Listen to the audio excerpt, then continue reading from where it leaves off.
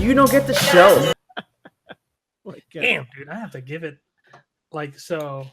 I as normally as I'll do is I will partake in the adult beverage as we do our shows, and I picked up today from Dogfish Head, which is probably one of my favorite breweries out there, a beer that is called Romantic Chemistry IPA, and it is an India Pale Ale brewed with mangoes, apricots, and ginger. And I sat there, I'm like, either that's going to be good or it's going to be a train wreck. And, you know, I very rarely see a beer from them that's a train wreck. And I will say this, that Who's blowing up your watch? So it's my wife from the other room. So we have another brewery out here in Massachusetts called Treehouse Brewery, which, you know, to give the plug, I do have one of their like nice little pint glasses and all that with their logo on it. Really great brewery that they essentially only sell their beer from the brewery itself. So they have two breweries that they have in near central Massachusetts. It's like an hour and a half drive. And what was amazing is I got introduced to them by one of my wife's coworkers who's really big into like, you know, craft brewery and stuff. Or craft beer. And he sat there and found this place. And when we first went out there, we went out there on a day. He drove us out there. Now, they used to have in the old brewery, they would have one or two beers on tap that you could buy growlers from them. And then based on how much beer they had, like you were allowed X amount of growlers per person. And then they would have beer that they would make fresh and they would can it the day before. And you were allowed X amount of cans per person. So you never knew how many cans per person it was going to be until that day, because it all came down to how much beer they actually had to sell. So we went and they had two different ones on tap, and they allowed you to get one big growler and one small growler per person. And then they had, I think it was like 24 cans or 16 cans of this one that they had. So literally my wife and I went there, we bought our limit of each person.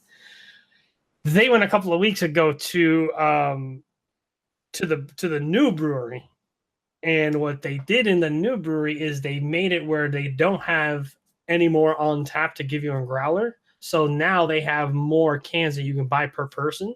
So like when she went, they were like, they had, I think it was like 3 or 4 different flavors or different beers, and you were allowed to buy up to 24 cans per type. And she's like, what was crazy is this like group of 4 or 5 guys literally pulled up a minivan to like the loading dock door, and they just started loading beer into the side of this minivan because they all bought their limit. And dude, like when I tell you, you cannot beat a fresh beer, like a freshly canned beer. Like, dude, you cannot beat a freshly canned beer. I remember going to the Great American Beer Fest in Denver, Colorado. And at the time, I wasn't even really into beers. Like, I would go and I'd have one or whatever, but I wasn't like into it. And I remember going there and just imagine like you're a gigantic convention center, and all it is wall to wall of booths with people that have created their own beers, and they're giving out samples. So the thing is that you could do one of two things. You can either buy like a mug, and they won't fill it up because the idea is samples, but the idea is you go around and they'll just pour a taste into your mug and you drink that, or they'll have little cups that you can grab. And, you know, you pay one price and that's it. And you go in there. And it was an adventure because I didn't know, like I've had IPAs and I've had, you know, craft beers and I've had that, but I didn't know how many things you could do with beers. And you got to this one place that, and there, I forgot the name of it. I got to look it up, but they were known as like the Jelly Belly of beers because they try to make the craziest flavors, but good flavors.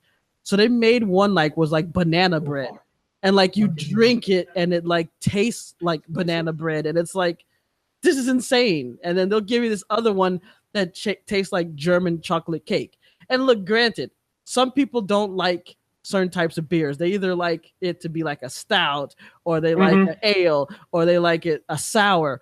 But I just like the fact that no matter what, even if you're a kind of person that likes sweet tasting stuff, they had sweet tasting beer. You know, they had cider beers.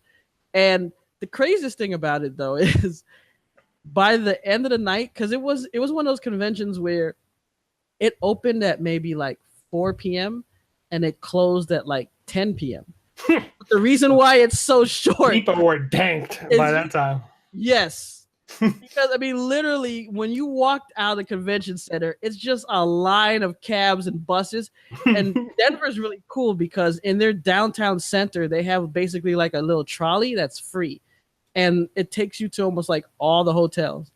And there's like a line of cops, and the cops are like, "Look, you know, the word was, we know you're gonna be drunk as hell, but don't do anything. Don't do anything stupid, and don't drive." But it was just crazy to walk around and just see all these sloppy people based off of all these beers. But after going there, I developed an affinity for various types of beer. So to give you an idea, so this is two of their, like, these are the ones that they regularly can. So this one is called Green, which comes in a cream can. And then they have this one, which is called Haze, which just so happens to come in a purple can. So y'all stoners out there will get the reference to that one. Yeah, purple haze. Yeah. But what's really interesting, so like this one's an actual can that's green. What's cool is the really like new stuff. It's a aluminum can that they print a sticker around it. So like new stuff that they're coming out with that they just like want to test to see what's going on. Is pretty neat. But like one of the things that I think is amazing about this place is they will print little messages on the bottom of the can. So on the haze, in the bottom, it says, "Look back on those days when my life was a haze." And it has the little, I don't know, my camera will be able to like focus in on that, but it does have like the little date, you know, time and date when it was canned. And they've, on the green, they've always put different ones. The other day I sat there and I looked at the bottom of this brewing, and I sat there and laughed my ass off because the print on the bottom of the green can is, "Corbin, my man, are we green?" And it is one of the like coolest things that they like these people do. And it's I mean, if any people out there are anywhere near Massachusetts and all that, it's worth the drive to get them. Because but I give the warning of like, know what you think you'll drink, because the one time that we went, that we each got like the 16 cans each of our limit plus the growlers. Those like last few cans that I had, boy, those bad boys were like, "Whoa, these things are starting to turn." Like you could tell. I lost. Did the cat do that? No, that was. Let's see. Hold on. I saw the cat jump down. I was like, no, the cat jumped down. I think I rolled and tapped the cable and it wiggled it in my USB port. So there you go. I don't know how we ended up on beer, but I actually like talking about beer. I didn't realize that.